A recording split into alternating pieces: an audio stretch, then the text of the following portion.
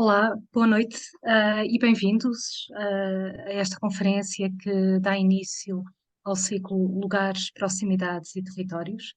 O meu nome é Liliana Coutinho e sou juntamente com José Reis, curadora deste ciclo, e ele começa com uma conversa com o professor José Reis, no Minho, uma conversa informal acerca da perda constante que o território português, em particular o que chamamos de interior, tem vindo a sofrer.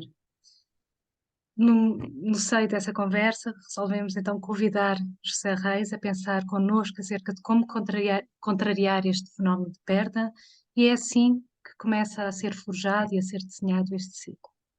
Através dele, o que nós propomos fazer é olhar para o território português para além das habituais dualidades interior-litoral, cidade-campo, esvaziamento e concentração, com as seguintes questões de base: o que faz um lugar, que relações criam proximidade e como é que a tecedura entre lugar e criação de proximidade desenha um território onde se pode viver.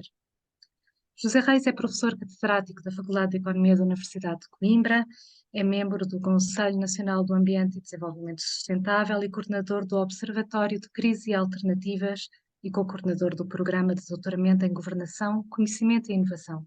O seu percurso e o seu conhecimento e o seu envolvimento também institucional com as questões do território é muito longa, eu não vou poder lê-la toda aqui hoje. Queria só talvez sublinhar 2 ou 3 livros que publicou e que coordenou.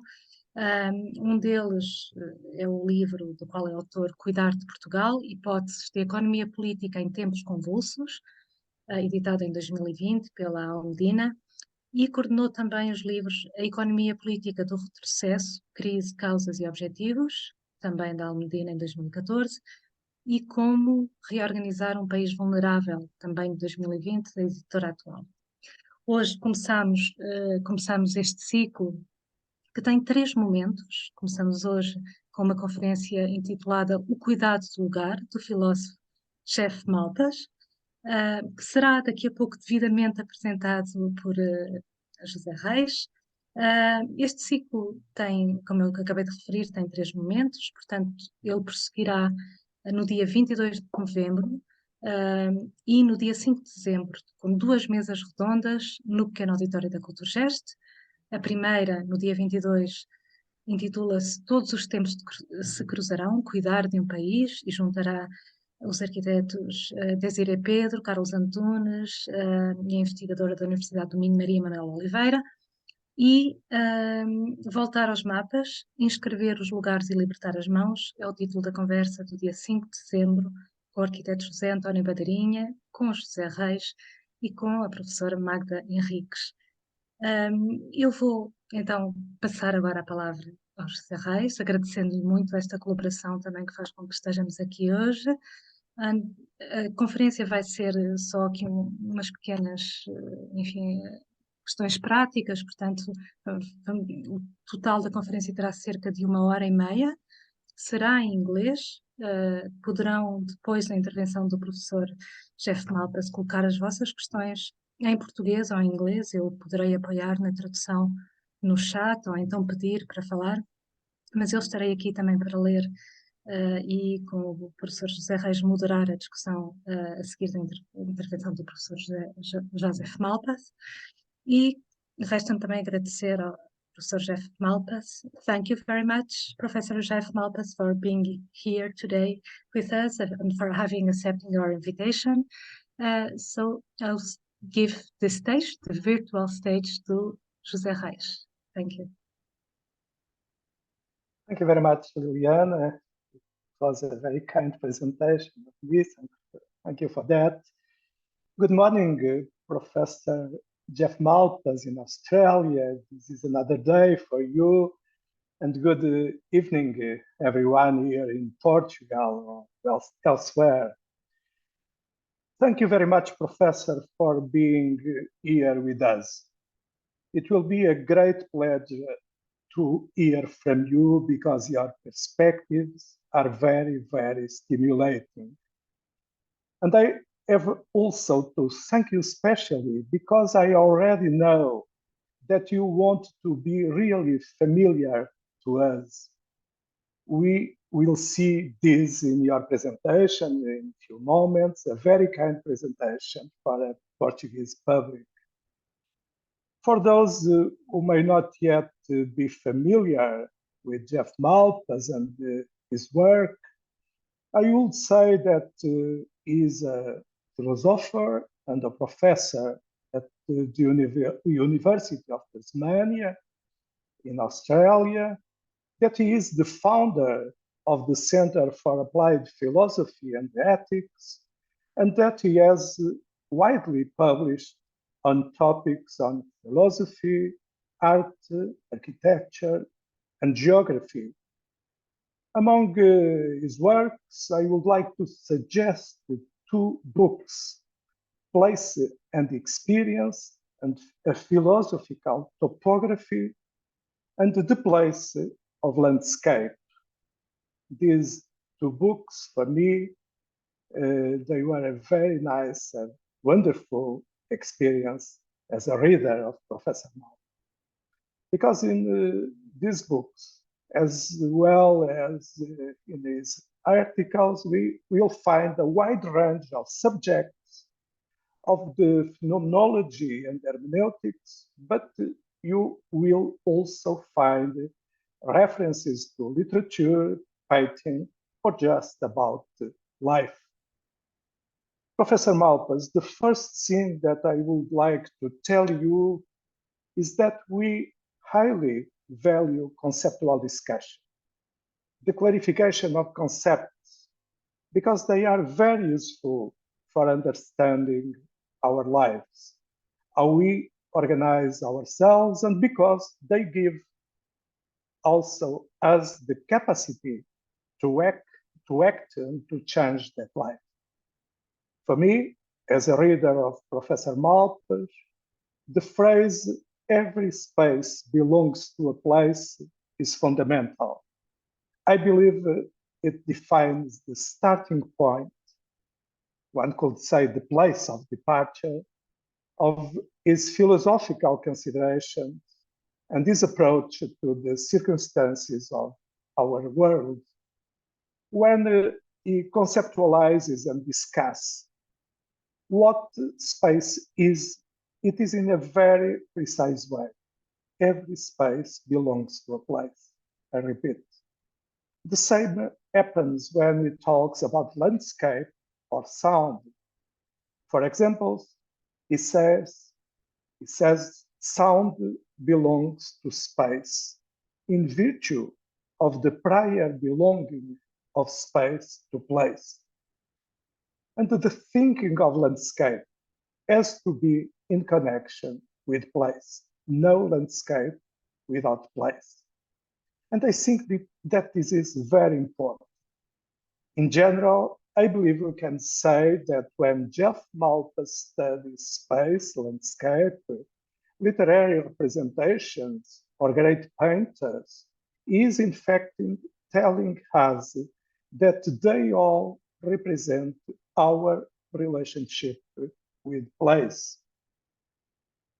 What does this centrality of place mean?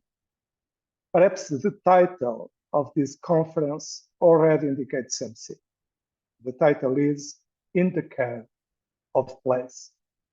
This is why, secondly, I would like to tell you, Professor Malpas, that when we want to discuss place, space, landscape, is because we want to discuss our country, Portugal. There is a problem of space, spatial organization in Portugal, because we do not focus enough on place, on places. I am professionally a political economist, and I think that political economy maybe has to be a synthesis of all these things and a tool for change. Finally, I will share with you, Professor, a personal matter. There is a sentence of yours that I would like to write on one of the walls of the main room of the house where my father was born, in the same village where I was born, and in which is the house we go to when we want to be before a completely perceived place and a grandiose landscape. Your phrase is landscape is where we find and also lose ourselves. I believe it is. The floor is yours, Professor Malpas. Thank you very much. Thank you very much, José. Hola, everyone. It's very good to be here, even if I'm only partly there, at least my picture is. Now, let me just spend a couple of seconds here while I just bring up the my PowerPoint presentation, because I've got some images that I'm going to be showing as we talk, and I'm sorry, that image shouldn't really have come up there. So now you can all see me, I hope, and you can see the images. And I'm very moved by your comments, José. Those comments, particularly the comments at the end, connect very much with some of the things I want to say today. But I want to begin not with space or place as such, or with landscape, but rather with this familiar word in Portuguese, saudade. It's a term that, as you all know, suffuses much Portuguese music and literature, and it's defined by the 16th century Portuguese grammarian and historian Duarte Nunes Leão as memory of a thing with the desire for this same thing. Now, although often translated into English as longing or nostalgia, neither of those terms fully captures the emotional content of the Portuguese. The Brazilian singer Gilberto Gil sings in his Toda Saudade that all saudade is the presence from someone's absence, from some place, from something. Suddenly the no takes the form of yes, as if the darkness shone forth from the very absence of light. Now, always, saudade involves this sense of loss and of desire. It's melancholic because it's accompanied by the knowledge that what is lost and cannot be recovered. Very often, the sense of saudade has come to be associated with the loss of home or of one's homeland, perhaps of one's childhood home, a sense of displacement or dislocation. And this is not a Portuguese image, it's a German image, but it captures something of that. Caspar David Friedrich is famous for these melancholy images. In this, saudade comes close, in fact, to the original meaning of nostalgia from the Greek, which was literally the pain of the return home or of the desire for such a return. But even when saudade is not explicitly about place or home, when it concerns the loss of a person, a thing, or a feeling, still it's always a loss felt here, now. It is the presence of an absence in this very place. Saudade brings a sense of dislocation, disorientation, displacement in the place in which we are, no matter the object of the loss. It is, in other words, a mode of being in place that makes our place strange to us. Now, saudade involves a sense of place that's suffused by the absence in that place of that for which we long. In being in that place, in being there, we are bereft of that which we most wish were also there with us. It might be thought that saudade describes an exceptional or uncommon emotion. At least that is how it might be thought in English, perhaps less so in Portuguese. Yet the experience of existence, which is to say, the very experience of being here, of being in this place, for that's what existence is, must always carry some element of saudade, of nostalgia, of melancholia. To be is to be in place, as the Greek philosopher Aristotle emphasizes. And to be in place is always to find oneself at a time and in a space, and so given over to finitude, to transience, to loss, even to displacement, Sometimes that's manifest as melancholy, sometimes as a boredom with which melancholy is often associated.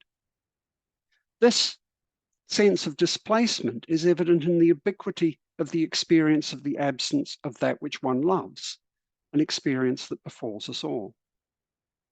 There is of necessity something bittersweet about Sadhgye, and this is because our being placed, our being here and now, is the condition for any sort of presence, for any sort of connection to things.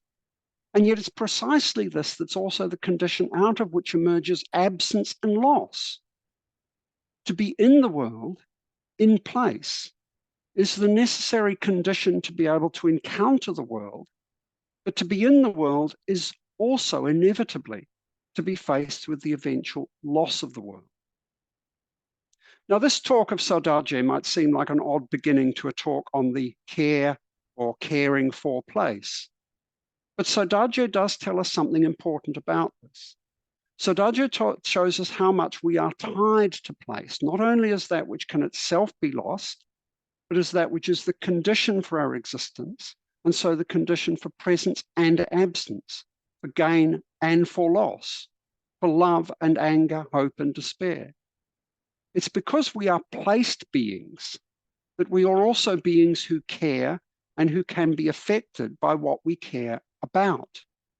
In this respect, we find ourselves inevitably in the care of place, which means that we both find ourselves supported by place as that which gives us the possibilities for existence, and we also find ourselves committed, whether we recognize it or not, to care for place as that in which we are existentially embedded and to which our lives are bound.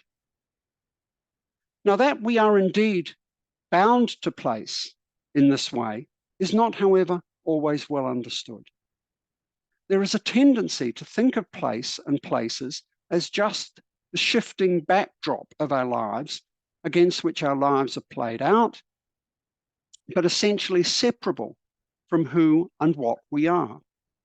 As a result, we disregard place or treat place and the wider environmental context in which we belong as merely something that can be used or manipulated. And when it sometimes gets in the way or threatens us, then we look to find ways of regaining control, of reasserting our dominance. Yet at the same time as place is viewed as secondary in this way, as something that is subject to us, there is also a powerful tendency, particularly evident in ideas and experiences like that which is at issue in Sadhgye, that indicates a very different view of place. A view of place according to which it is not place that is secondary, but us.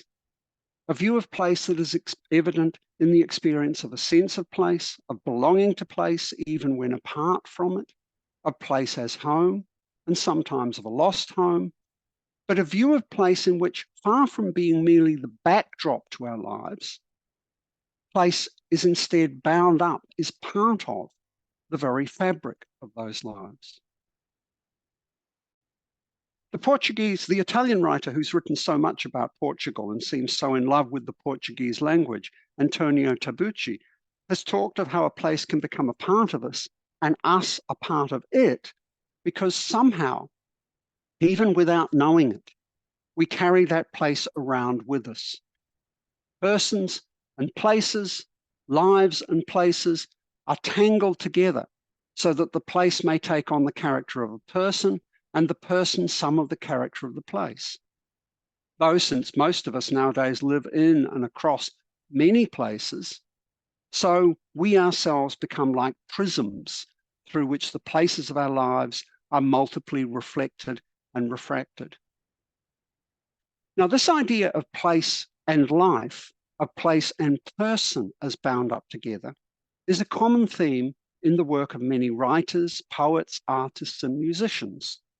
The relationship is seldom a simple one, and often, because of the inevitably melancholic nature of the sense of place, it is evident in Sadhgye, it is often as much about the loss of place as about its retrieval or its celebration, about departure as much as arrival, about the uncertainty and indeterminacy of place more than its simple apprehension in a single memory of experience. Such seems to be true of the great Portuguese writer Fernando Pessoa, whose writing is so much preoccupied in a way that's provoked comparisons with the work of James Joyce with the city of Lisbon. Pessoa's work, The Book of Disquiet, is a book about its narrator and about the city at one and the same time, so that the two seem to blend together in a strange and shifting narrative, a narrative that may even lead one to wonder whether the real narrator is not the city itself. That persons and places may indeed be bound together in some close and fundamental fashion is something not only evident from aspects of everyday experience, not just from literary and artistic exploration and expression, but also from psychological and philosophical explorations and considerations concerning the structure of behavior and cognition, of mind and meaning, of social and communal life. What I've referred to elsewhere in my work as a topological or topographic understanding of human being, meaning an understanding that takes place, or topos, which is the Greek word, as a fundamental notion, is evident, if often implicitly, in the work of a great many theorists, different theorists, over the last 100 or so years. It can be discerned, for instance, in the work of Georg Simmel, in Michel Foucault, in Martin Heidegger, in Gaston Bachelard, and to a host of other theorists in feminism, in gender and race theory, in politics, geography, and elsewhere. It can be found in contemporary work in what is known as 4E cognition. Cognition, according to this account, is understood here as always embodied, embedded, inactive or enacted, and extended. In my terms, all of these amount to cognition being emplaced. No matter how we may sometimes think of the world as under our control or as shaped by us, the fact is that it shapes us. The form of landscape is thus something that affects how we move in landscape, just as does the layout of a building or the organization of a street also determine, if incompletely, the sorts of actions and experiences that are possible in those places. And as we become habituated to certain places and environments, our very ways of acting and thinking and experience become habituated by that habituation, become affected by that habituation. So the places do indeed become part of us through the way they shape what we think, feel, and do. The word habituation, and with it habit, go back to a Latin root meaning to have or to hold. And so habit can refer to what is customarily or usually one's own, but also that in which one has one's own. In other words, that in which one lives. And so habituation and habit are related to habitat, and also to the Greek word ethos, for which it is sometimes used as a translation, and which originally meant accustomed place, as in this phrase from Homer's Iliad, in which Homer talks about the habitats, the ethe of horses. Now, the very contents of our lives, our thoughts, our utterances, our memories, our feelings, are inextricably bound up with the places in which we're situated, as the objects of these, but also as they are that which gives rise to them. Indeed, one might even say that, to some extent at least, our mental lives take place not inside our heads, but out in the world, in the same way that when we count or calculate using our fingers or some set of things before us, an abacus being an excellent example, the counting occurs out in the world as much as it occurs in our minds. The same is also true, perhaps, of reading, which takes place on the page no less than in our imagination, and maybe even imagination itself is as much in the world as it is in us. If human lives are topological in this way, that is, they are realized, made real in and through the places in which those lives are lived, which means that one cannot have a life that's not also a life in place, then it should be no surprise that the experience of place and the relation to place should figure so prominently, even when we don't acknowledge it in our thinking and experiencing.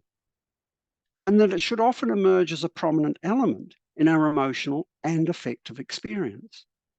This isn't an accident. It's a fundamental consequence of the way human lives are conditioned and made possible.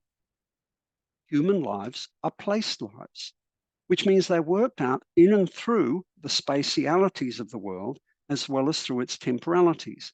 And it's important to see here that both space and time are at work together.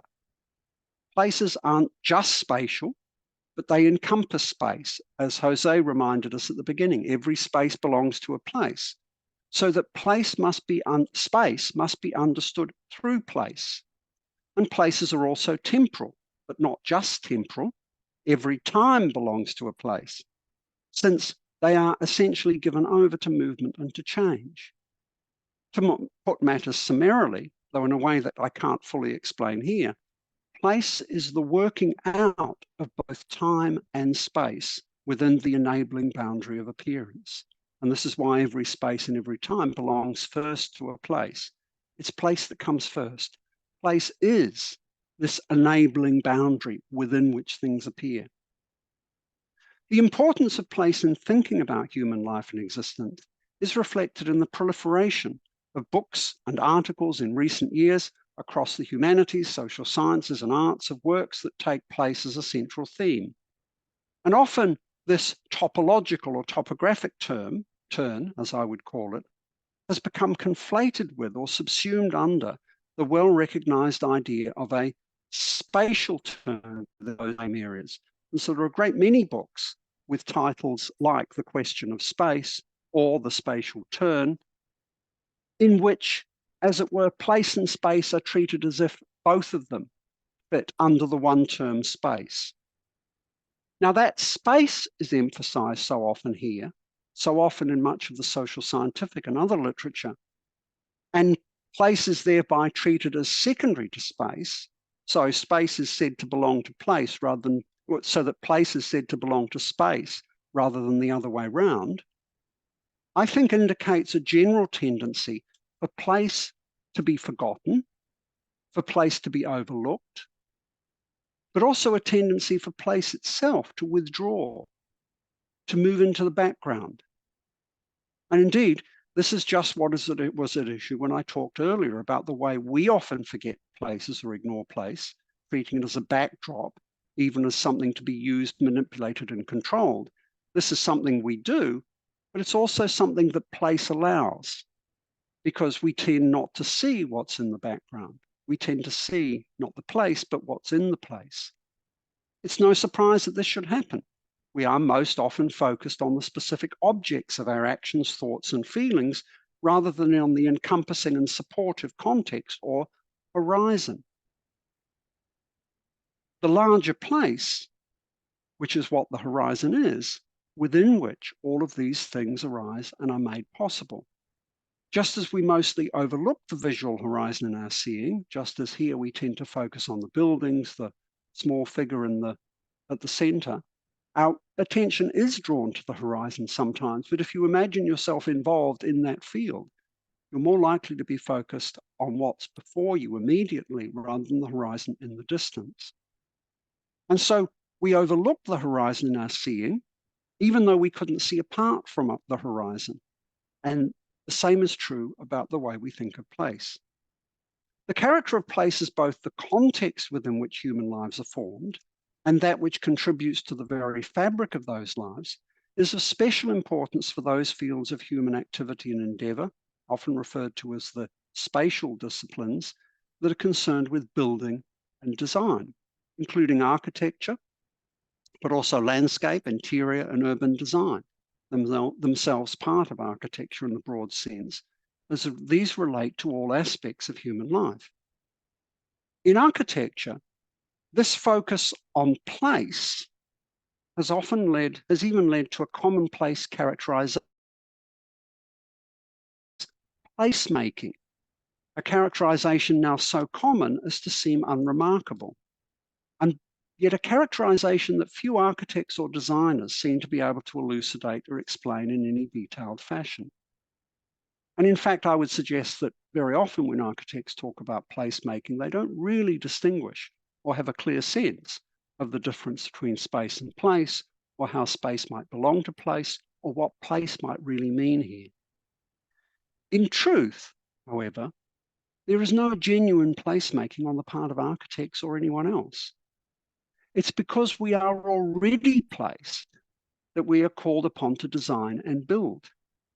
The latter, designing and building, are properly responses to the place that's already given. If places are made at all, then it's only in a secondary sense. We make places, and I use scare quotes there, only as additions to or partial modifications of those places in which we already find ourselves. The place comes before space, but the place also comes before design and architecture. We thereby, in design and architecture, contribute to the larger story of the places with which we engage, but we do not make them. On this basis, the project of architecture is always predicated on the modesty of architecture, of the architect in the face of place, and on the architect's willingness to participate, to engage with the place as an essential part of the act of design. Architecture is indeed then a participation in place and not an imposition on it, or at least that's what it ought to be. Now, already in this characterization of architecture, one can begin to see what will be required if we're to give an account, not only of what it is to be in the care of place, but also for place to be in our care. But before I might say more about this, there's one other issue that I think needs urgently to be addressed. So far, I've talked about place and the human connection to place as a vital element in the possibility, in the very making and shaping of human life and existence. That it is such a vital element means that while it may be ignored, overlooked, or forgotten, place cannot be escaped or evaded. Even were we to decide that the connection to place was somehow a burden, an unfortunate limitation, an evil, still we could not lose that connection to place without also losing ourselves. And yet there's been a persistent tendency, especially in the social scientific literature, to argue that the connection to place is indeed something that does need to be overcome or somehow to be expunged from human life. The French philosopher Emmanuel Levinas famously cites the first space flight of Yuri Gagarin as symbolic of such an escape from place, not merely from the surface of the earth, but indeed from place itself. And sometimes this idea of escape from place has taken and still takes the form of a desire to escape simply from limitation. The tie to place being perhaps the most obvious example of such limitation, especially when it's understood as also being tied up with human finitude and so with human mortality. Many forms of trans and post-humanism seem to be like this. The idea of surpassing, overcoming, or going beyond the human carries with it the idea also of surpassing, overcoming, going beyond the tie to place. But what would that involve? Given what I've said already, it would most likely require such a different mode of being that we would scarcely recognize it as a genuine form of life. Maybe contemporary AI is approaching such a mode of being that has no place, no body, but also for that very reason, neither self nor world. And in that case too, nothing for such a being to care about, nor to be in the care of. Perhaps this is where the real danger of contemporary AI is to be found. More frequently, the argument against place and in favour of the escape from or refusal of place has taken the form of an argument to the effect that, regardless of our fundamental constitution, we must somehow set our connection to place to one side because that connection is a source of xenophobic possessiveness, conflict, of violence. In allowing the connection to place to become effective in our attitudes and behaviour, even if we can't escape it, we also end up, so it's said, trying to exert control over the place and to exclude others from it. Here supposedly is the origin of prejudice against the other that is manifest in racism and other forms of bias, in the enforcement of borders and boundaries, in genocidal wars and pogroms. Surely, so this line of thinking has it, what we see today in Gaza as well as in the Ukraine is in large part a result of allowing the connection to place to take over the lives of people in such a way as to determine their outlook and their actions. Based on such reasoning, place is deemed to be politically conservative, reactionary, and dangerous, operating in a way that also encourages exclusion and possession, giving rise to antagonism between peoples, both individually and collectively. The solution, supposedly, is somehow to abjure place and the connection to it, both in thought and action. But of course, if place is as vital as I've argued, abjuring place in this way will be difficult, if not impossible.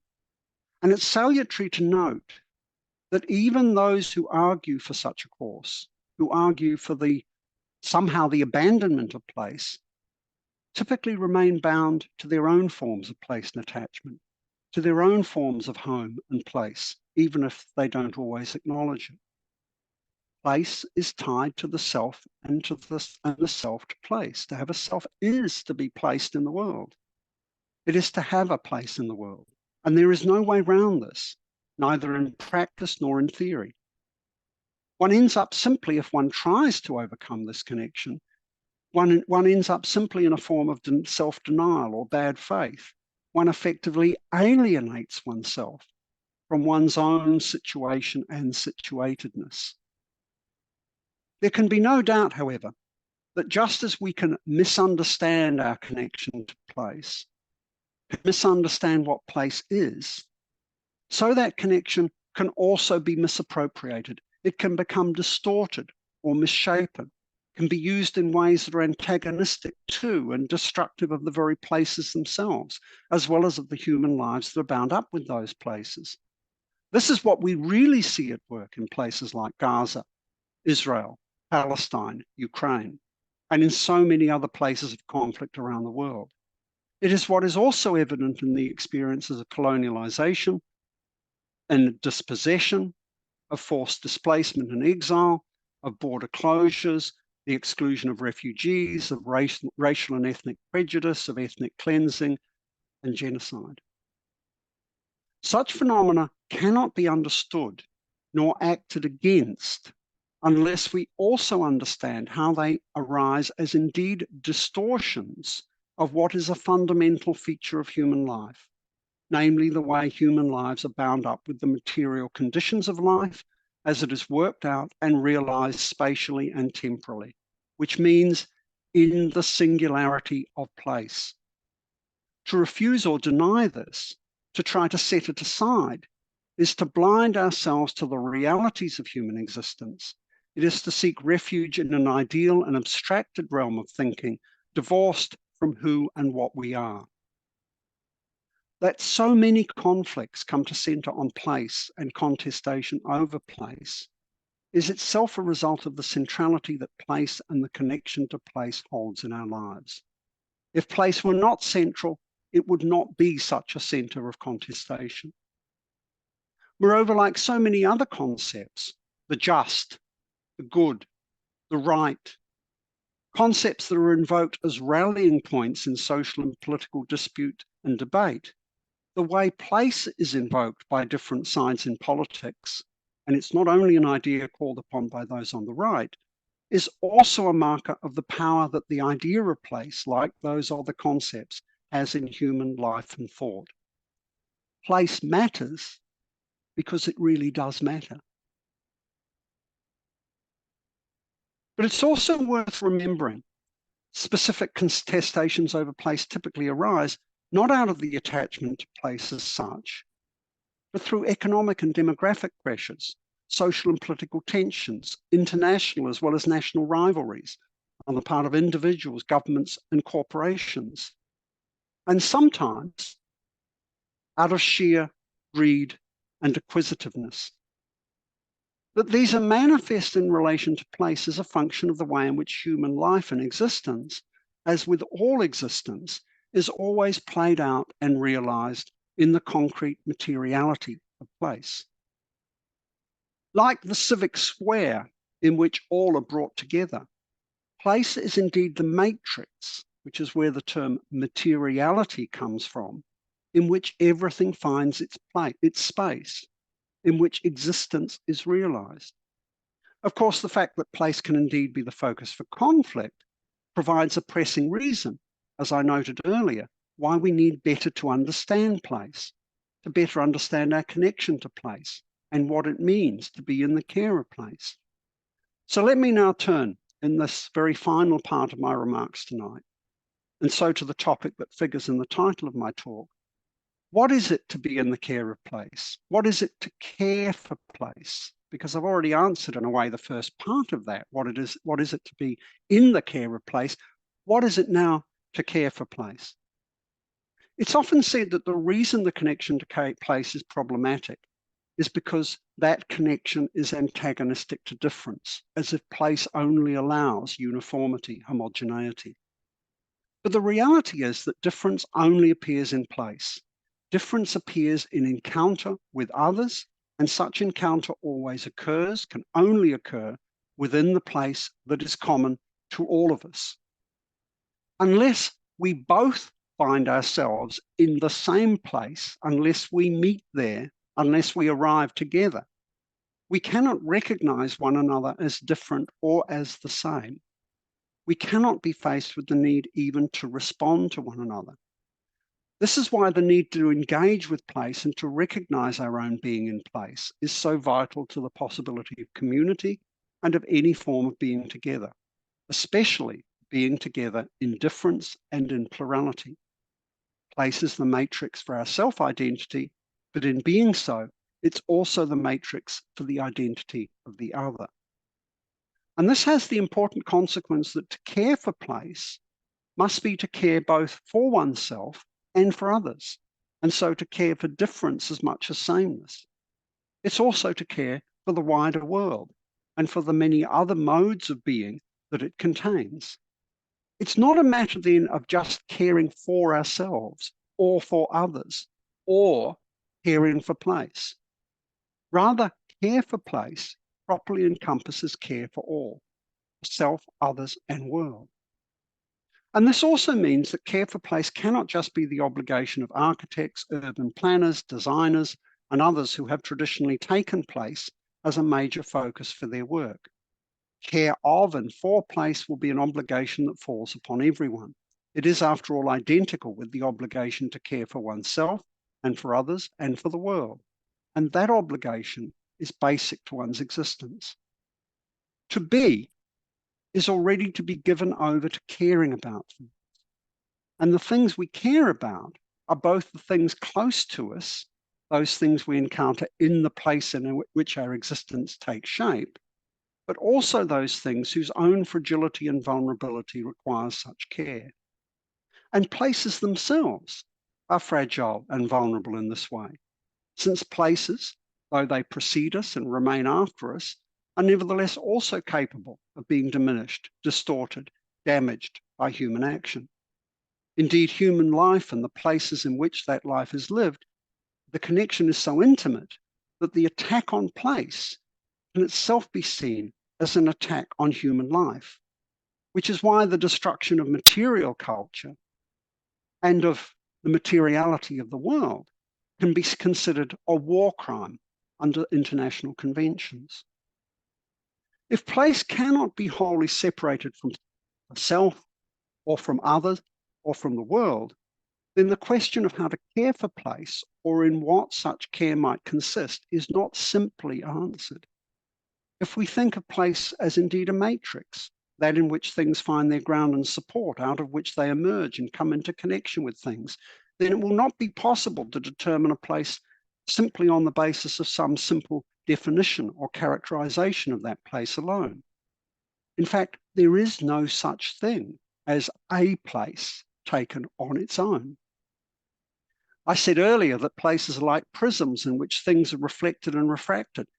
Places are also like tangles of thread in which are bound up many different lives, creatures, things, events, directions, and even places. A more precise way of putting this is to say that places are relational, or made up of relations, rather than just being some one thing that can be taken alone. Every place thus includes a multiplicity of connections, close and far away, often a multiplicity of persons, things, and events. If that's the case, then care for and of place will require an attentiveness to the complexity of relations that belong to a place and responding to those relations in ways that are appropriate as far as possible to the entirety of those relations. Relations, it must be added, in which we are ourselves caught up. There's no simple recipe or guidebook for doing this. And this is as true for the architect, as for the gardener, as for the city planner, as for the person engaged in thinking about the details of their life, as it is worked out in the everyday landscape in which they live. We may look for principles to guide us, whether they be principles of architecture or principles of life, but those principles can never be more than indications that try to point us in the right direction towards certain appropriate landmarks. They don't give us a definitive pathway forward. What matters above all else is a willingness to attend, to listen, to engage, to respond. Care thus requires our engagement as well as our response taken together. To be involved in care for a place, to be involved in care for of oneself and others, is like a sort of conversation in which one must be attentive to both what is talked about, to what is being said, and to one's own responses being measured to that conversational dynamic. One might say that life is such a conversation, but so too are almost all human activities when properly conducted. Architecture and design are conversational in this way. And although all such conversation is conversation in and of place, for architecture and design, that idea has a very immediate and direct connection. The best architects, perhaps, are those who attend to, who listen to, who engage with the places to which they have come, and who respond to those places, which also means responding to the lives of those they encounter in those places. This requires a certain modesty, indeed, on the part of the architect or designer, a willingness to refrain from imposing themselves on the place and to act in the interest of the place, perhaps even to withdraw, to allow the place to take place. Now, earlier I mentioned the terms habit and habitat. Briefly, as I noted then, these terms carry topological connotations and have sometimes been used as translations for the Greek word ethos, a word, as I said earlier also, that in Greek means accustomed place, and in English has often been used to refer to the social and cultural milieu in which individuals may find themselves. But the word ethics comes from the Greek ethike, which itself comes from ethos. And this makes evident an ancient connection between place and ethics. What is at issue in the care for and of place is indeed something ethical. It's not just a matter of prudence or practicality or even of economics. Place is the original source of ethics, and the obligation to care for place is thus an ethical obligation. Perhaps remembering the way self and other are encompassed here, it is the most fundamental ethical obligation. Again, with respect specifically to architecture, we might also conclude that architecture in its fundamental concern with place, is essentially ethical. Now, at the end of this brief journey through place and the thinking of place that we've undertaken over the last 40 minutes or so, I want to return to that with which I began, that idea and experience of saudade. It's an idea and experience that's both characteristically Portuguese and yet also characteristically human. An idea and experience that we all know in some form or another, no matter where in the world we find our homes or language. And even if we speak of it or sing of it differently, saudade is a form of melancholy, and it arises as a response to loss and separation. As such, it's not only a reminder of our fragility and vulnerability, but it's also a reminder of how much we depend on what is other than ourselves, on other persons, things, and places. And a reminder, too, of how much our lives are tied to the places in which those lives are lived. So saudade does indeed carry with it a sense of place, but it also has its origin in the experience of care. Care for what is lost or may be lost, as well as care for ourselves. There is no longing, no sense of sorrow without such care.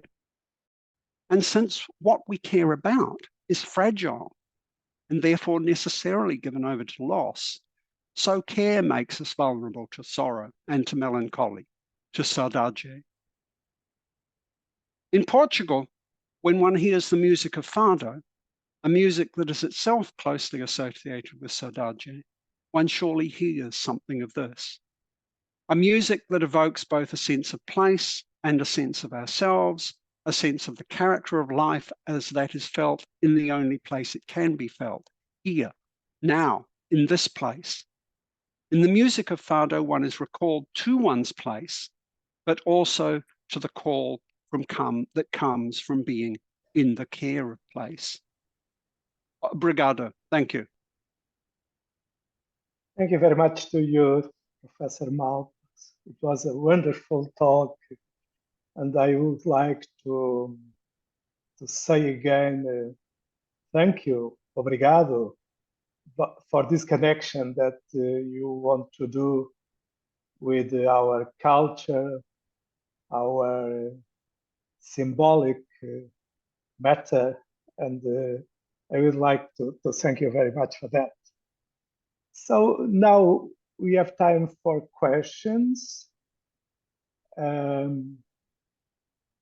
Perhaps you can see that in the chat or raising the hand. Yes. But before waiting for some questions, because I do not not note that there is a question now. If there is, Liliana, please tell me in the chat. But I would like to stress a little bit what you told us, namely this idea of do not stop in dichotomies, and when we have to consider that place is, of course, a situated place, but is also a point of connections. It's for ourselves, but we have to see the others. So it seems that, and this may be perhaps a suggestion, if you would like to comment on the idea of, the point is, how can we gain control over our places in this border sense, this large sense, to consider place for us and place for the others, to consider the place as the situation of ourselves, but also the connection with other people. What is the relation between your concept of place and the concept of democracy? I know that you talked about that, Mhm. But I would like to hear a little bit more on that. Is it possible, I or think, there is another question? yeah, do you want to give me the other question now, or shall I answer this one first? I'll answer this one first then. So the account of place that I give, I think, is one that is very much connected with a set of democratic ideals. I mean, there's a certain sense in which I think democracy, you can sort of think democracy in a way that ties it to place. If democracy is about the demes, the villages, it's about the people. It's the people in place. It's not some abstract ideal sense of the people. And that's why I think perhaps the best image of democracy is the agora, the place in which people are gathered together, in which they assemble. And that assembly is always an assembly of difference. It's never just an assembly of sameness. This is where I think Hannah Arendt's thinking, even though Arendt was ambiguous on the question of democracy, because she was unhappy, she was concerned about the tendency towards populism. Still, Hannah Arendt's thinking is fundamentally about politics as democratic in this sense, as about engagement across difference in a common space. And she talks about this idea of the common as that in which things appear, in which things are realized, are made real. So I think of democracy as fundamentally tied to a recognition of the importance of place, where we also recognize the importance of difference and sameness together in that conception of place. So that means that once you recognize place in this way, place and democracy are fundamentally about a process of conversation, negotiation. That's one of the reasons I included those comments about conversation towards the end of my talk. Places are conversational. Democracy is fundamentally conversational. One of the great challenges, I think, of the contemporary of our time now is that many of our democracies have ceased to be conversational. It's become almost impossible to have genuine political, that is, democratic discussions. And that means that it's become almost impossible for a genuine politics, a politics grounded in place, grounded in both difference and sameness, as well as in commitment to that common place. It's become very difficult to continue that. And so we see a fracturing of places, a fracturing of self and other, a fracturing of the political, and a fracturing of democracy. So I don't think we can think adequately about democracy without thinking about place. But I think in our present time, that presents us with some serious challenges.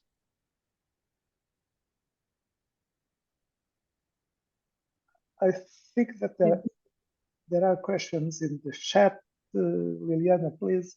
Yes, there are already 2 questions. Then I also have one, but there is one that is from Silvia Pinto Coelho, who is saying thank you for your talk. And she's curious to know, how do you relate your thinking with the concept of non-place by Marc Augé? So Yes. Augé's concept of non-place is a very specific way of thinking about strange places. So non-places in Augé's work they're not places. They are unusual forms of place. And so the non-places that he talks about are largely transitional places, airports, gas stations, shopping malls, these strange places of modernity that lack the character that we usually associate with places. But Augé is very clear that this is not a sort of anti-place analysis. He's not saying that there are these bits, these places that aren't really places. His use of this term non-place is really intended to point to the strange, the problematic character of these places. And it's true. I haven't been doing a lot of flying lately, but when I used to be flying before the pandemic, I would do long haul flights maybe 5 times a year, and I'd spend a lot of time in airports. Airports are really strange places because they're places, but they're sort of not places at the same time. Or at least that I think is true for the passenger, the person who's moving through. I've often sat in airports and thought, what would it be like to work here? what would it be like to live in an airport? Because in that case, I think you'd have a very, very different sense of what the airport was as a place. What would it be like to live in a gas station? When I was my family background comes from fairgrounds. My parents worked on fairgrounds, and I used to spend a lot of time in fairgrounds. And Auger's non-places, well, the fairground would be an example of a sort of non-place for Auger. Non-places here are also a little bit like, well, they're not quite the same as Foucault's heterotopias, but they have a sense of strangeness about them. But I used to live in the fairgrounds, so for me it was a sort of home. You would get familiar with it. It would be a genuine place. So I think Auger is a very interesting writer, because what he's doing by focusing on these non-places is drawing our attention back to place and to the problematic character of some places within modernity. And this is very much, I think the subtitle of the book is an anthropology of hypermodernity or something similar to that. So this is very much about a problem within modernity. How are we to think of places in modernity? And in particular, how are we to think about the way the problematic character of place in modernity is expressed in terms of these strange places like gas stations, strip malls, and so on, airports and so on, these transitional places, these places that seem to be in between. Although if you lived in one of them, they wouldn't be in between at all. And so treating them as non-places is already to treat them somehow from the outside. So there's a whole lot one could say about that. But it's a good question. Thank you. So I can read the other that was done by Francisca Lima, who also is thanking you for your inspiring presentation. And she says that your thoughts made me think about the relation between survival and the emotional relation with place, in line with Arnold Berlin's thoughts. Would you have any comments on this relationship? Well, I know I haven't really looked at Berlin's work in a lot of detail. If I just think about the relation between survival and the emotional relation with place, I mean, Berlin's written on landscape and so on. So my account is not based primarily in an evolutionary story. It's not based on how we accommodate ourselves to place in line with the needs of survival.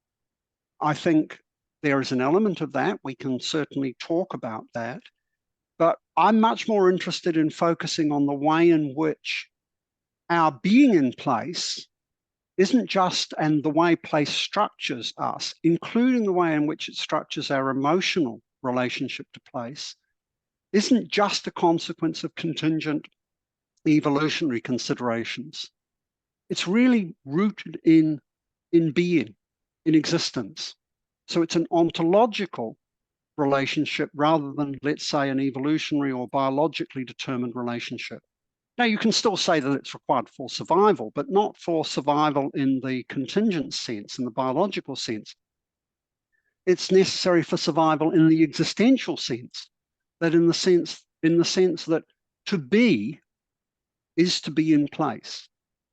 And then I would add, what is it to be in place? Well, to be in place is already to be oriented. And orientation requires affective and emotional orientation as well. And so I've argued elsewhere that if we're to think about what emotion is, what affect is, including the affective content of landscape, then it partly is tied up with the very ontology of place. It's tied up with the structure of what it is to be the kind of being who can move, who can respond, who can relate to place and to themselves and to others and to a wider world. So I ground this in the basic ontological structure rather than in the secondary biological structure. The ontological structure will shape the biological and the evolutionary structure, but the evolutionary biological structure isn't what's fundamental. Although there's a lot of interesting things one can say about that, particularly in relation to landscape. And And I've written a little bit about this with some references to Berleont, amongst others, in a piece that I've written for a new encyclopedia, a new handbook of land and lands on visual perception and visual experience. So my position is not too far away from Berleont's. We both think landscape and place are important. It's just that my account is much more ontological rather than being oriented toward, if you like, survival considerations, that is, biological and evolutionary considerations. Thank you. I have another question by Nuno Loureiro. I will translate because it's in Portuguese. So, other than thank you, he says also, he asks you to speak a little bit about the character of place and their relationships with photography of landscape and with the street photography, both the one that it's done at the level of the soil or the aerial one. So okay.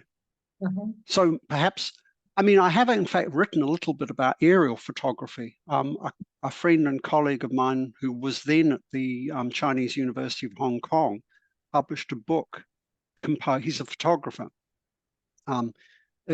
Published a book made up of photographs, aerial photographs that he'd taken from basically high altitude aircraft. And so there are some interesting things to say about those views of the surface of the Earth, what it means to look at the surface of the Earth from those very high altitudes. So what to say about the differences between ground level photography, let's say, and high level photography, or what to say about differences between the photography that one might undertake in an urban street and the photography that one might undertake out in a rural landscape. These are all different places, and they bring with them different horizons. And I think the way the horizon functions here is particularly interesting. So my account of place is one that takes boundary, horizon, as being fundamental.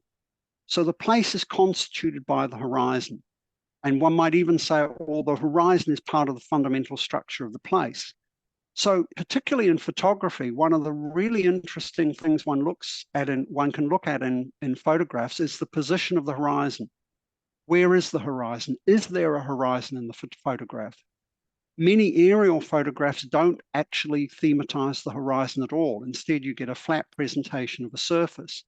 Typically, when one is standing on the surface of the Earth, in the street or on the soil, the horizon is much more important in the photograph. The question then becomes how high or how low the horizon is.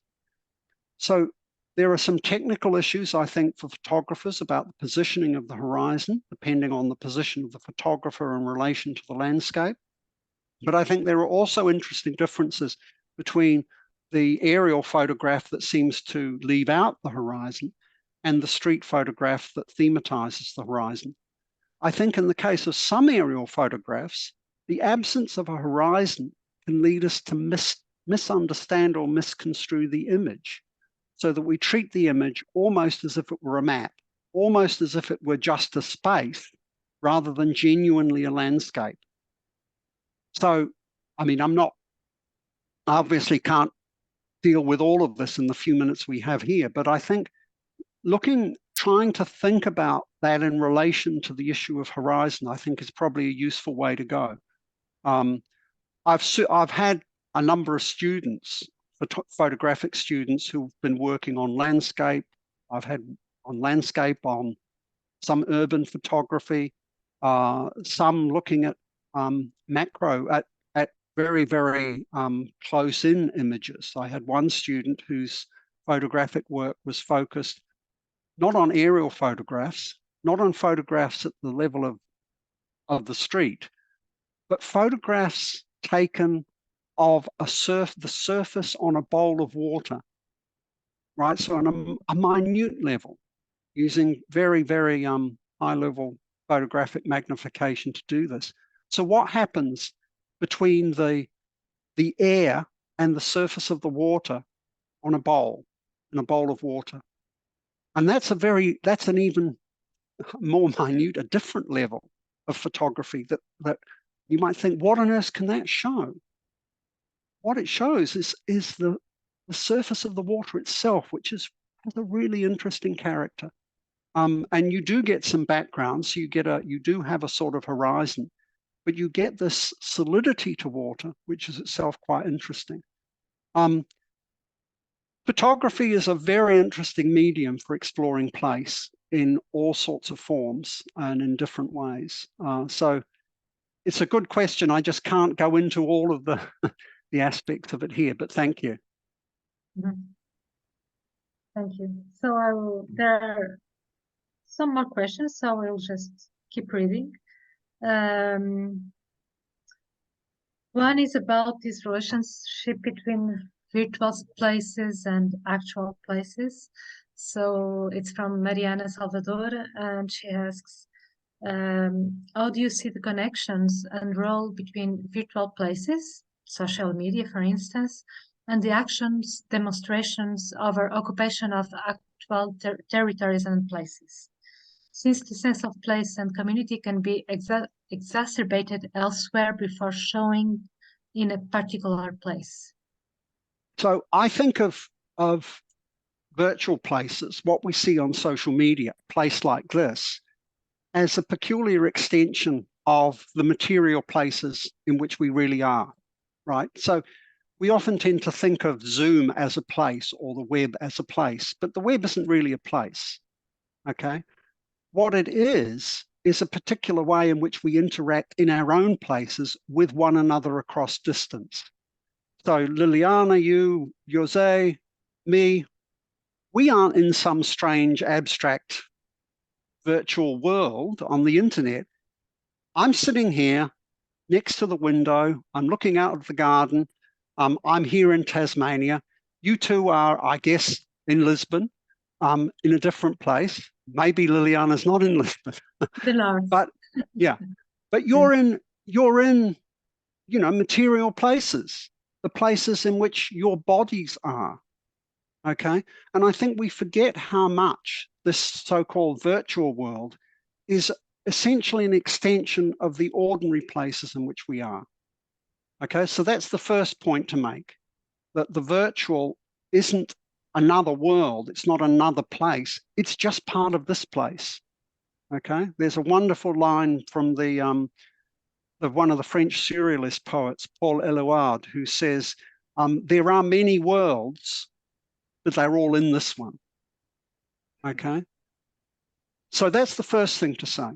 Now, I think one of the issues, however, with respect to virtual media generally and social media too, is that partly because when we engage on social media, when we engage in this virtual world, even though it's part of the place in which we really are, it's very easy to lose sight of the place in which we really are. So the virtual world seems to become more real. Okay, the real place falls away, and instead the only world we become immersed in is the world of social media. It's very like playing a video game. If you play a video game and you're really engrossed in the game, suddenly the only thing that matters is, I don't know, the World of Warcraft, if people still play that, or whatever it is the video game is. Okay, some people can play video games to such an extent that they stop eating or they forget about their health or whatever. So it's really easy for the media world, the virtual world, which is in some ways an abstracted world, in some ways it's not a real world, to take over. And I think part of what happens, the ways in which virtual presentations can exacerbate conflict, is that they radicalize some of our perceptions. They make them more extreme, and they take us away from the realities of concrete engagement with one another. The fact that we actually have to act with one another to do things. Okay. It's very hard. It's very different having an argument with somebody face to face when there are two bodies in the same room compared to having an argument with somebody over a Zoom chat. It's much easier to get into difficulty over Zoom because you can't see people. You're not responding in the same way. And so I think one of the dangers is that we have become too reliant on the internet, on media, as a way of communicating, informing ourselves, and sometimes conversing or engaging with the world. And we've forgotten sometimes how much we actually need to go back to our embodied, concrete existences and the needs that are at issue there. So I'm not convinced that the internet has helped us. I'm not convinced that the internet has helped democracy. And I notice that we've got another question from Alvaro that comes next, which is about the recent referendum we had here in Australia. And I actually think that the media played a very unfortunate role in that referendum. The referendum was, it seems to me, a very simple one. It was coming from Aboriginal people. 70% of Aboriginal people were in favour of the Uluru Statement. It was simply coming from Aboriginal people asking, can we have some recognition and can we have a voice? That was all. Very, very simple. Leave aside all of the other nonsense that people talked about. That was all. And it was simply asking Australians to grant them that voice. And yes, some Aboriginal people were opposed to it, but 70% were in favour. And it seems to me that that simple question, and originally when this was first proposed, the majority of Australians supported it. But what occurred in the social media and campaign during the referendum campaign itself so skewed, so distorted, so corrupted the process that what ended up occurring wasn't a discussion grounded in what was really at stake. What it became was a discussion that was much more driven by social media, by abstract images, by often problematic ideas, and by images of division and conflict, more so than the simple realities of a conversation face to face, because that's what the referendum was about. It was saying Aboriginal people feel that they aren't part of the conversation. We want to be part of it. That was all. And so I think the referendum here provided a very good example of how the virtual, the social media world, if you like, can actually take us away from place, can take us away from the realities of our lives, can disrupt. I remember earlier I talked about that Arendtian idea of democracy as about conversation in place, about engagement in place across difference. Social media doesn't help us with that. It makes it more difficult, despite what people will sometimes say. And I think what we've seen over the last 30 years with the rise of social media, with the rise of modes of virtual engagement, has not been an increase in understanding or communication or conversation, but instead a fragmentation, a loss of engagement, a lessening in our ability to communicate, and a destruction in many ways of democratic politics. So I don't think the rise of authoritarianism, the rise of violence and conflict is dissociated from the rise of social media. And I think it's also therefore connected with a certain dislocation in our relationship to place and therefore to one another. Thank you. Perhaps I'll still stay a little bit in this question of Álvaro, because you really took this aspect of the referendum and of all the political implications.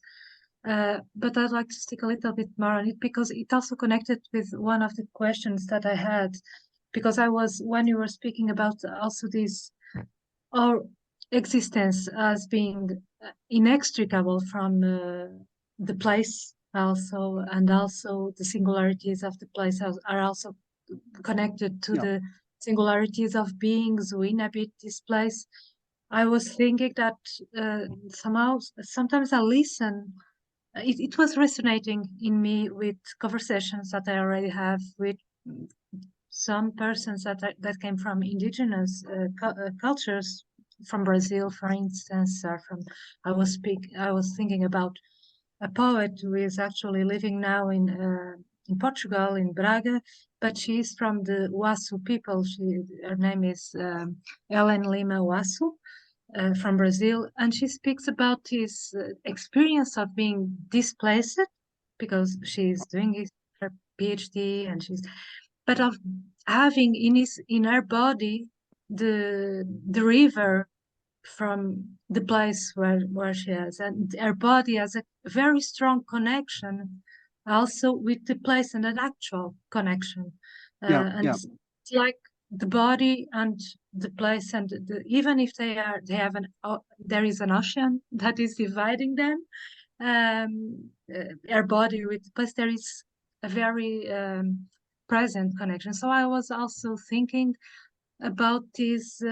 How do you relate in your talks with indigenous knowledge, more specifically with the knowledge of Aboriginal peoples, for instance? And Alvaro is asking this also, as an Australian, you'd like to know about your view on the relationship of Aboriginal peoples with place, and their care for place, and the ongoing difficulties in coexistence of the non-native. Yeah. So, the experience that you recount of Indigenous peoples and the relation to place is a very widespread one. So it's a very common theme for Indigenous peoples to see place as fundamental to their existence, to their being. And for Australian Indigenous peoples, that's expressed in terms of this idea of country. So country is the term that very often is used for place in Indigenous discourse. So people talk about relationship to country. Interestingly, Indigenous Australians don't regard country as just a nation. It's not that. It's something much more like place. It's landscape. And Indigenous people see that their very identity is bound up with the landscape. So to look at a landscape is already to see your familial connections in features in the landscape. So there's a very, very close identification. There isn't for Indigenous peoples this idea that somehow you've got a non-animate nature and human beings on the other side. Human beings are fundamentally bound up with place and landscape. So in many ways, the account that I give of the relation between place and landscape is a reflection of, or very, very close to, the sort of accounts we find in the accounts of Indigenous peoples, not just Australian Indigenous peoples, but Indigenous peoples from around the world. There's been lots of work done on North American Indian conceptions of place, on conceptions of place across all sorts of different Indigenous cultures. It's also, of course, very similar to the conceptions of place that we find in many older, more ancient cultures in Europe and across the world. So this account of place is not an unusual one. It's a very, very common one. And so I don't want to say, I mean, there's some people might say, so it's a primitive conception of place or our relationship to place. No, it's not a primitive conception. It's a fundamental conception. It's just that as in modernity, it's a conception that we tend to forget. And that relationship to place is a relationship that's very easy to forget. And so, but if you're an Indigenous person, if you're living in an Indigenous context, it's much harder to forget it. But it's worth remembering that one finds similar sorts of ideas, not just in the work of Indigenous peoples or the thinking of Indigenous peoples. One only has to look, let's say, to Romantic poets, Wordsworth. Wordsworth's poem Michael has the protagonist of that poem. The landscape in which he lives is closer to him than his own blood. Okay, so Wordsworth uses these bodily images to talk about the relationship between land and person. So what we find in Indigenous cultures is common across all cultures and at all times. But what happens in modernity is that we treat it as if it were just some sort of childish fancy, as if it were not important to us. And I think that's an indication of our own misunderstanding, our own failure. And it has unfortunate consequences. And of course, it also affects the way in which, in places like Australia, we engage with Indigenous people. So many Australians don't don't really understand the relation that Indigenous people have with country, or the differences in the way that Indigenous people might relate to country compared to many so-called settler people. Not because European settler people don't relate to that country in that way, but just they don't recognize it. They don't recognize their own relationship. There are, of course, aspects of Indigenous life and practice that we have lost. There's been interesting anthropological work on the way in which tribal Aboriginal people, that is, people who have been brought up not in a modern context, but in something much closer to the way in which Aboriginal people originally lived, work on the way in which they navigate. And many tribal Aboriginal people could navigate across a landscape without a map, without a compass, but with much greater accuracy, or certainly as much accuracy as you can get with modern GPS systems. Yeah. And that sort of tells you something about a very different way of being in the landscape, which we often don't appreciate. Again, this is probably much more common amongst Indigenous societies generally. So I think there's a lot to say about this issue. And there's a lot to say too about the politics of Indigenous, non-Indigenous relationships, particularly in a place like Australia. Yes. But it is a very important topic, and it's important too that we give recognition to, if you like, to the fact that Indigenous people do have an understanding that we sometimes seem to have forgotten or effaced or have put aside, and that that's not their deficit, it's ours.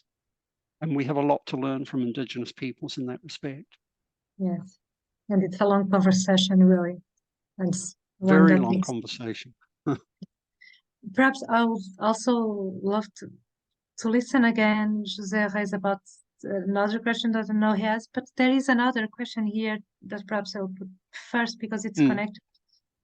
You spoke in this answer about sometimes about place, sometimes about landscape, and Joana Braga is saying thank you also for your presentation, and she would like to know, how do you relate to notions of place and landscape?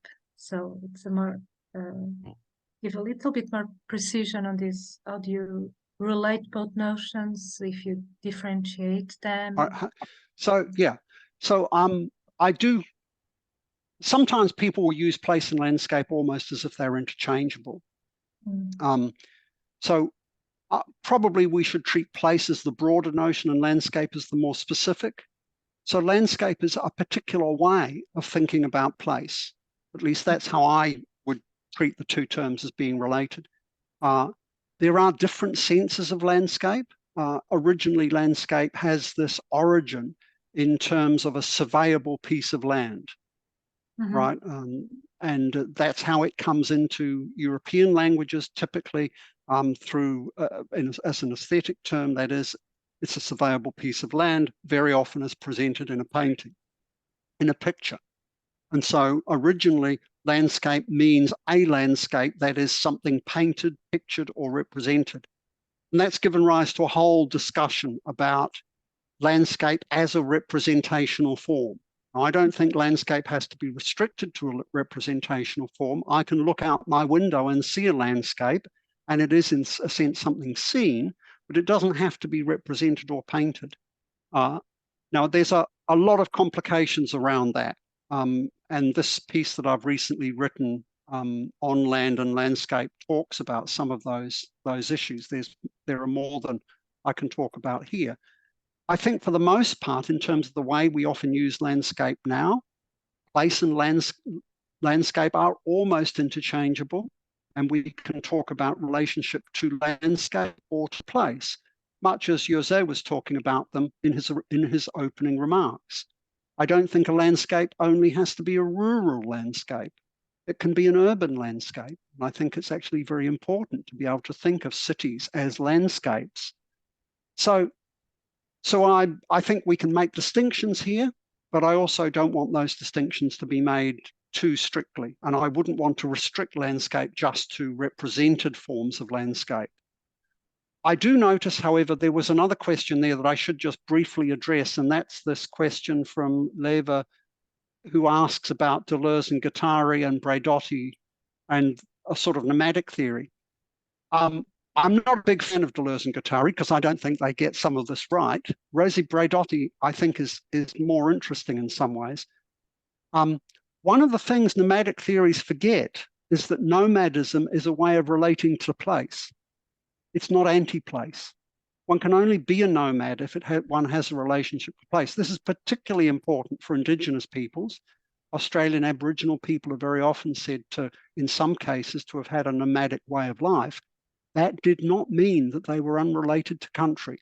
In fact, typically, nomadic forms of life involve a much closer sense of place than do sedentary forms of life, because in sedentary forms of life, it's very easy to take the place for granted. The nomad can't. And nomads also typically have standard routes and pathways and so on. And so the place becomes part of a dynamic structure of places.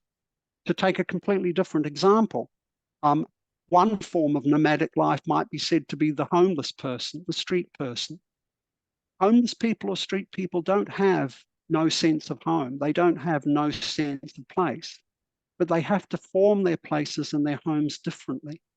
So the home becomes the car, or maybe the street corner, or the doorway where they shelter.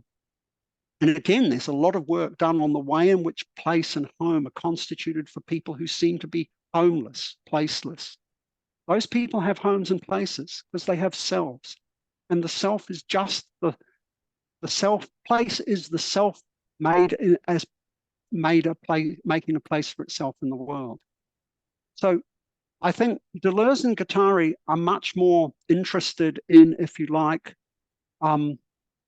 formulating new forms of discourse rather than giving us an account of what it is that is human existence and how place might relate to human existence. And that's my interest.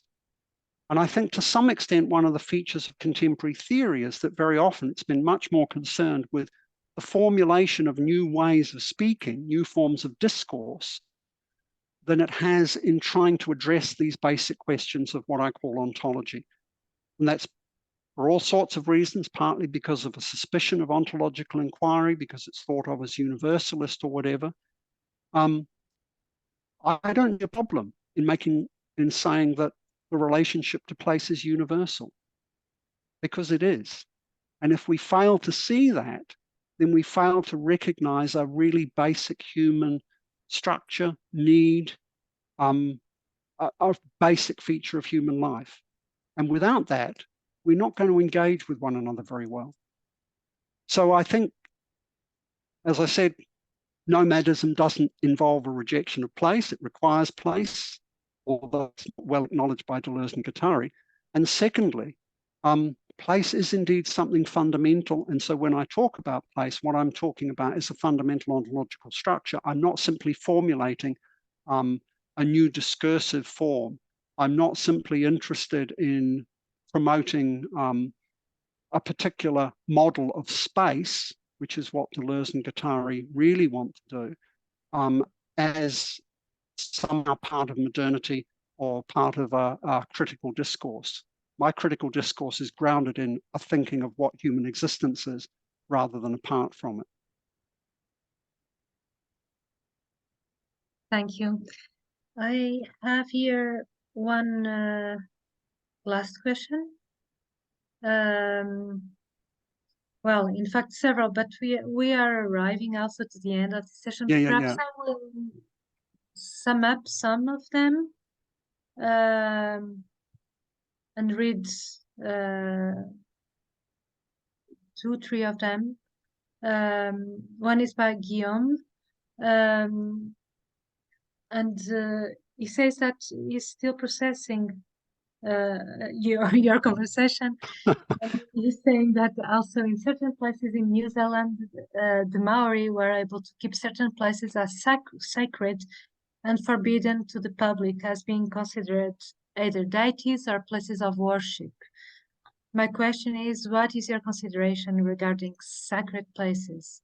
Perhaps, So, yes. yeah, so I grew up in New Zealand, so I'm fairly familiar with Maori places and culture. I mean, it's certainly true that there are, so certain places are declared tapu, sacred. Very often these are burial grounds. Where I grew up in New Zealand in Papakura, there was a hill fort that had been the scene of a great battle that involved the Ngāpuhi and the local tribe. The warriors who died had been buried in caves nearby, and those caves were sacred and forbidden. So it's more often, it seems to me, in Maori culture that it's associated with those sorts of things rather than necessarily deities or specific places of worship. It's not, you know, there are sacred places, but it's not as if they are understood in quite the same way, let's say, the Western Church might be understood as being sacred. So there are, again, this is a complicated question. There's a sense in which every place has a sort of sacredness to it, and recognizing the sacredness of a place may just be a matter of recognizing the way in which that place is indeed a place where the world comes to appearance, and that happens in every place. And that's what the holy perhaps really is. It's the world coming to appearance in place. When we designate certain places as sacred, it's usually because we mark those places off from other places in special ways, because those places have a different role in our lives. And I think that's perfectly correct. It happens across all sorts of cultures. It even happens in modern secular cultures. We do this with all sorts of places where those places have become common repositories of meaning and significance. And it's very important culturally for us to be able to find places, that is, material locations, that can be a focus for common meaning and practice, because that's what sustains community. So sacred places become important, and their sacredness, if you like, is partly tied up with the way in which they function as common centers of meaning, common, if you like, points around which the world of those people is organized. And that's true for Maori. It's true for Australian Indigenous peoples. It's true for modern secular people. It's true for everybody. And of course, it then becomes very important as to how one accesses those places and what one does in them. I think it's very interesting to look at Greek temple architecture in this respect. I remember going to Ephesus some years ago, and looking at the way in which that site, the temple site, is structured, actually to Eleusis, not Ephesus, and looking at the way in which the site is structured, both to maintain the sacred character of the site, but also to enable the mysteries that were taught at Eleusis to operate properly. And so there's a very complex structure of entry and access to the site. So there are specific features of the way in which tapu sites arise in Maori culture, in other cultures. In all cases, though, what these are expressing is both the sacredness of place, but also the way in which certain places are specifically sacred because they are common sources of significance and meaning. And when they are such, there need to be certain sort of structures around them. You know, as I say, there's a lot more we could say about the whole issue of sacred places, but there are there's quite a lot of work being done about this. And in fact, one of the interesting things is the way in which some of my work on place in particular has been taken up by contemporary theologians who see the role of place, who see place as having a very important significance in theological thinking. I don't think it's any accident that in Judaism, one of the names for God is Ha-Makom, the place. God is the place of the world. And that's not an uncommon idea either. It's not restricted just to Judaism. So, thank you. I have here two more questions, and I will read them together because I think they are somehow connected. One is about art, and another is about techne. The first one, I think it's a question because it appears as a quotation but I'll read it. It was António da Silva who put it, so if it's not really a question, just António da Silva can also let us know. But it's the quotation says, "How does an artist, by listening, engaging, and responding to the community in relation to local culture and history, become relevant for the identity of the place?" And a quotation of the question. And the other about techne, it's this one, where it is, sorry. So it's from Fernando Rosado, who asks you, could the forgetting of the fundamental relationship with place be related to the illusion of the meaning of technique as techne? It's the question. Okay, well, I'll see if I can answer both of them together. Okay. I mean, whenever an artist listens, engages, and responds to the community, then it seems to me they become part of the identity of the place. We're already part of the identity of the place. What artists do is they sort of reflect and articulate that identity back. So artists become one of the means by which places can speak to us.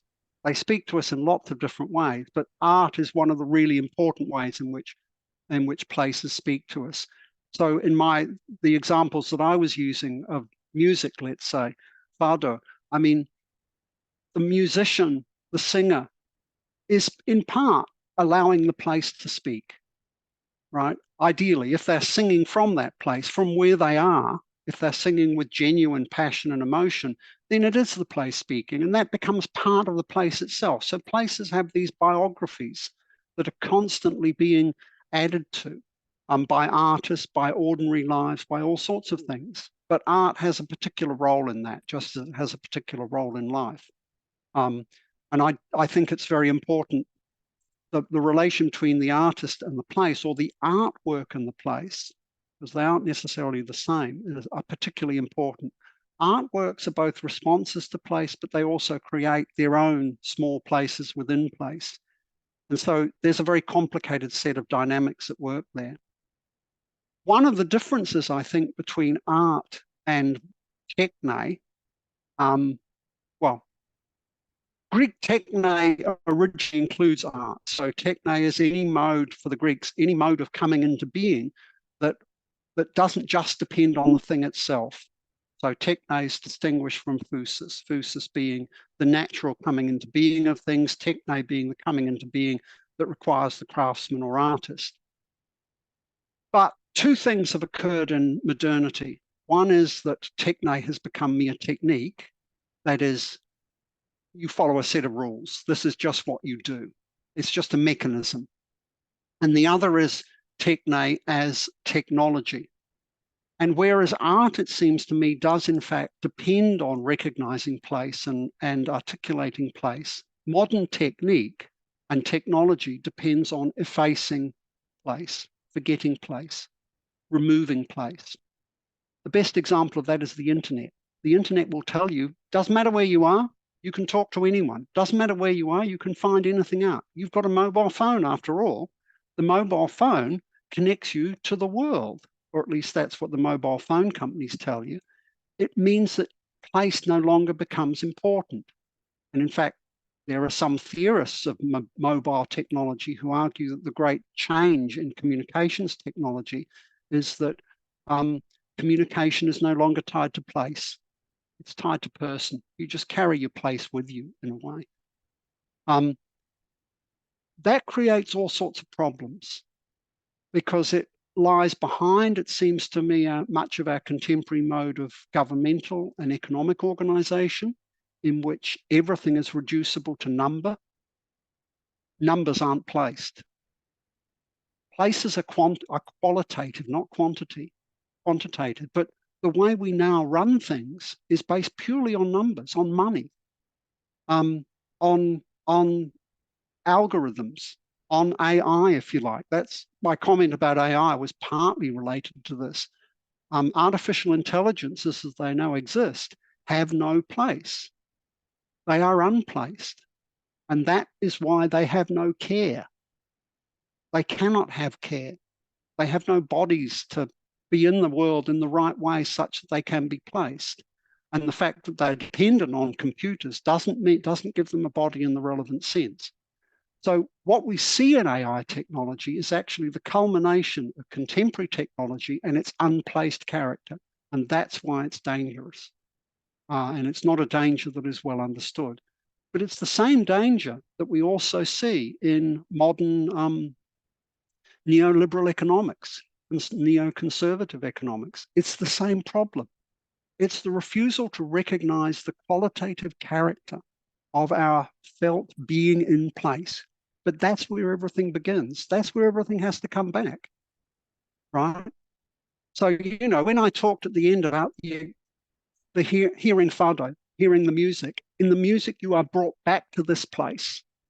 You may be also brought back to other places as well in the memories that the music evokes, but they're memories that occur here, and they're granted to you through the music that you hear here. So in that embodied experience, that's where everything begins. No matter what we do, our AI systems, our internet, what decisions governments make, what corporations do, in the end, all of that is only real insofar as it's manifest here and now. And we forget that. And we think that all that matters is the calculation we can do in terms of the financial considerations or whatever. But that's the level at which we have to think. The real level at which we have to think is in terms of our embodied existence. That is, in terms of this place, in terms of what we recognize when we encounter the artist, when we hear the music, when we find ourselves here. So that's why I thought that idea of saudade was so interesting and useful, because it brings us back to this sense of felt, affective being there that is the real ground for everything. And maybe that's a good point on which to end. Yes.